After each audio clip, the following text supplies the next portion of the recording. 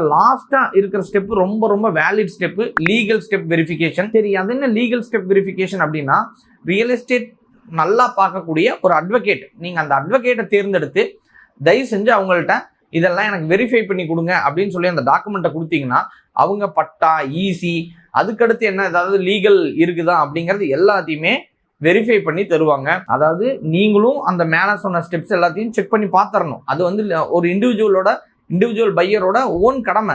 அதுக்கப்புறம் ஃபைனலாக நம்ம கண்ணில் ஏதாவது மிஸ் ஆகி போயிருக்க கூடாது அப்படிங்கிறதுக்காக செக் பண்ணுறது தான் லீகல் அட்வைசர். இந்த லீகல் நான் நிறைய பேர்த்த பார்க்கும்போது அவங்க பண்ணுற ஒரே ஒரு பிரச்சனை என்ன அப்படின்னா, கோர்ட்டில் போய் கேட்டிங்கன்னா ரொம்ப ரொம்ப கஷ்டமாக இருக்குது. அவங்க சொல்லும்போது, சார் நான் என் மச்சான் சொன்னான்னு வாங்கிட்டேன், என் ஃப்ரெண்டு சொன்னார் சார் வாங்கிட்டேன், அந்த பில்டர் வந்து இப்போ போனால் கிடைக்காதுன்னு சொன்னார் அதனால வாங்கிட்டேன், அந்த சேல் பண்ணுற ஏஜென்ட் டெய்லி எங்கள் வீட்டுக்கு வந்தார் அதனால நான் வாங்கிட்டேன்.